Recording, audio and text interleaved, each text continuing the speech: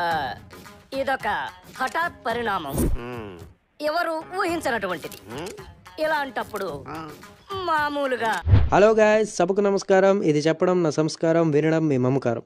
Welcome to సినీహారం. So చాలా రోజుల తర్వాత we're doing a discussion video.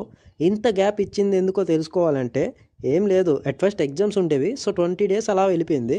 దాని తర్వాత కాలేజ్లో ఒక షార్ట్ ఫిల్మ్ కాంపిటీషన్, దాని గురించి ఇంకో 20 days. అండ్ ఈ షార్ట్ ఫిల్మ్ మీరు డెఫినెట్గా చూడాలి. అండ్ నేను ఆ లింక్ని మీకు కామెంట్ సెక్షన్ ఇంకా డిస్క్రిప్షన్లో పిన్ చేస్తున్నా, ప్లీజ్ చూడండి. మీరు చూసే ముందు ఒక్కటి చెప్పేస్తున్నా, ఏంటంటే ఈ ఛానల్ ఎలా అయితే నేను scripting, voice over, video and thumbnail editing అన్నీ నేనే చేసుకుంటున్నానో, అలాగే ఈ షార్ట్ ఫిల్మ్లో కూడా నాకు వేరే టీంలు అంటూ ఏమీ లేదు. Like light man, editor, music director, producer, cameraman అలాంటి వారు ఎవ్వరూ లేరు. జస్ట్ నేను, నా ఫ్రెండ్స్, నాకున్న సమ్ నాలెడ్జ్తో తీసిన షార్ట్ ఫిల్మ్ ఇది. And obviously story, screen play, direction, editing అన్నీ నేనే చేశాను. సో బడ్జెట్ తక్కువ ఉండటం వల్ల మీకు క్వాలిటీ తక్కువగా ఉందేమో అనిపించవచ్చు, బట్ ఉన్నంతలో 100% ఎంటర్టైన్ అవుతారు. ఒక్కసారి చూసి ప్లీజ్ ఎలా ఉందో చెప్పండి, I beg you. So after all this సోది, let me come to the point. రీసెంట్గా సెన్సేషనల్ మూవీ అంటే పుష్ప 2 మూవీ. సో దాని ఫీవర్ ఇంకా తగ్గలేదు కాబట్టి ఆ మూవీ గురించి మనం ఈరోజు డిస్కస్ చేద్దాం. సో అట్ ఫస్ట్ పుష్ప 2 మీద నాకున్న ఎక్స్పెక్టేషన్స్ ఏంటంటే, అట్ ఫస్ట్ పుష్ప క్యారెక్టర్కి ఒక మంచి పే ఆఫ్. ఇంకోటి, మనకి పార్ట్ 1లో కాన్ఫ్లిక్ట్స్ ఇంట్రొడ్యూస్ చేశారు కదా, లైక్ జాలిరెడ్డి, దాక్షాయిని, మంగళం శ్రీను, బన్వర్ సింగ్ శెకావత్ ఇలాంటివి. పార్ట్ 2కి మంచి కిక్ రావడానికి మెయిన్ రీజన్ ఈ కాన్ఫ్లిక్ట్స్ పాయింటే. సో మూవీ రిలీజ్ అయిన 1 week తర్వాత నేను చూసా. మీకు ఇంతకు ముందే చెప్పా కదా, నా నియర్ బై ఏరియాస్లో ఎక్కడా కూడా థియేటర్స్ లేవు. ఒకవేళ నేను మూవీ చూడాలంటే మినిమం 50 kilometers అయినా ట్రావెల్ చేయాలి. సో వీలైనప్పుడు వెళ్ళి చూసా. సో మూవీ చూశాక నాకు ఫస్ట్ అనిపించింది ఏంటంటే, ఈ 3 years షూట్ చేసిన ఫుటేజ్ ఇంతేనా, దీనికోసమే ఎన్ని పోస్ట్పోన్స్ జరిగాయి అని బేసిక్గా అనిపించింది. అలా అని నేను మూవీ బ్యాడ్ అని అనట్లేదు, ఒక మాదిరిగా అనిపించింది మూవీ చూస్తే.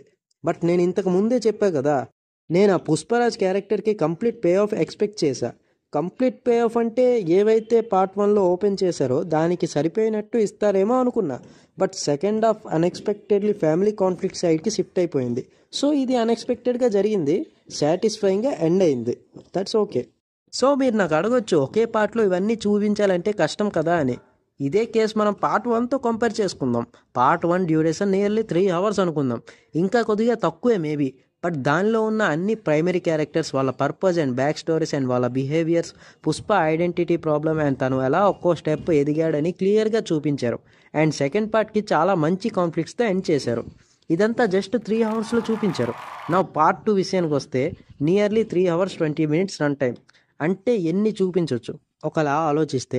బట్ సాడ్లీ అలా జరగలేదు. ఫస్ట్ హాఫ్లో అంటిల్ ప్రీ ఇంటర్వెల్ వరకు సీన్స్ అన్ని ఫిల్లర్స్లా ఉంటాయి. నాకేది కూడా పుష్ప 1లో ఉన్నంత హై అయితే రాలేదు. పుష్ప 1లో పుష్పరాజ్ ఏం చేసినా చాలా హై ఉంటుంది, బట్ ఇందులో పుష్ప అంటే ఈ మాత్రం చెయ్యాలి కదా అనేలా ఉంటాయి ఆ బిజినెస్ సీన్స్ అన్నీ. అండ్ మెయిన్లీ శ్రీవల్లితో love track first time okay, కానీ నెక్స్ట్ సీన్ నుంచి అమ్మ తల్లే నీకన్నా జాలిరెడ్డి బెటర్ అమ్మా అని అనిపించింది. అండ్ ఆ ఫీలింగ్స్ సాంగ్ నచ్చిన వాళ్ళకి ఏం నచ్చిందో తెలీదు, బట్ నాకైతే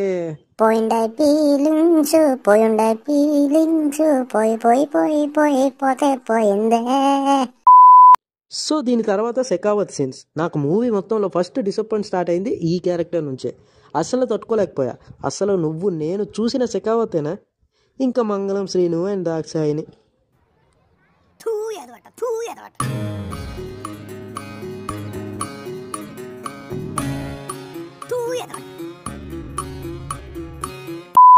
సో ఆ ప్రీ ఇంటర్వ్యూలో పార్టీ సీన్ ఏదైతే ఉందో, ఆహా పుష్పరాజు ఇదయ్యా మీ అసలు రూపం అనేటట్టు ఇంటర్వెల్ సీన్.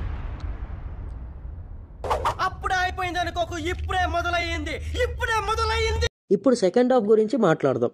సో ఇక్కడ శెకావత్ క్యారెక్టర్ని కాస్త లేపినట్టే లేపి ఆ హ్యాపీనెస్ ఇంకా కంప్లీట్ అవ్వక ముందే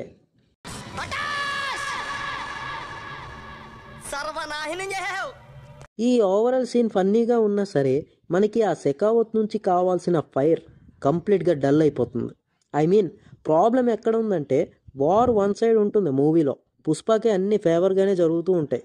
అండ్ పార్ట్ 1లో తనకి పవర్ లేకపోయినప్పుడు తను ఏది చేసినా ఒక కిక్ ఇచ్చింది, బట్ ఇందులో పవర్ ఉంటుంది. So Pushpa can do everything. So Pushpa చేసిన ప్లానింగ్స్ అన్నీ అంత కిక్ ఇవ్వదు. సెకండ్ హాఫ్లో రైటింగ్ అంతా కాస్త బాగానే ఉంటుందనే చెప్పాలి. అండ్ దానివల్లే మూవీ కాస్త సాటిస్ఫైయింగ్గా అనిపించింది. ఇక్కడ మనకి పుష్పకి ఇనీషియల్గా ఉన్న బిగ్గెస్ట్ ప్రాబ్లం ఐడెంటిటీ గురించి డిస్కస్ చేశారు. So that's a good move అనిపించింది. అండ్ ఇక్కడ కనెక్ట్ చేసిన ప్రతి సీన్స్ రైట్ ఫ్రమ్ ద జాతర సీన్ అన్నీ బాగా అనిపించింది. అండ్ ఇక్కడ బిగ్గెస్ట్ టర్నింగ్ పాయింట్ ఏంటంటే అప్పటిదాకా రష్మిక క్యారెక్టర్ కనెక్ట్ అవ్వలేదు. సో జాతర సీన్ నుంచి తను కూడా వేరే లెవెల్లో పర్ఫార్మెన్స్ ఇచ్చింది. అండ్ ఇక్కడ నాకు ఎలా అనిపించిందంటే తను కూడా పుష్పరాజ్కి ఈక్వల్గా ఉండాల్సిన క్యారెక్టర్లా అనిపించింది.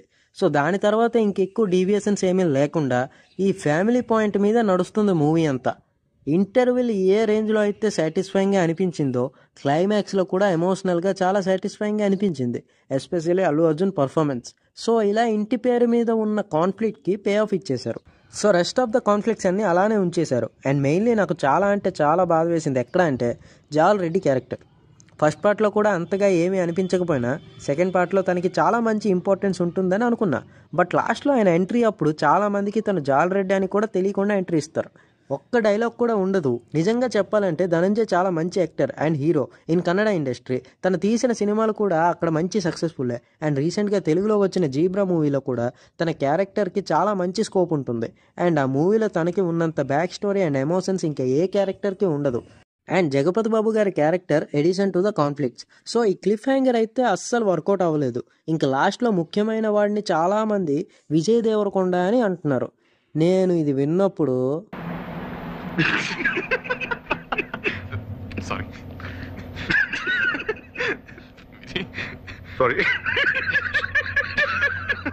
ఓ అది శెకావత్ అని నా ఒపీనియన్.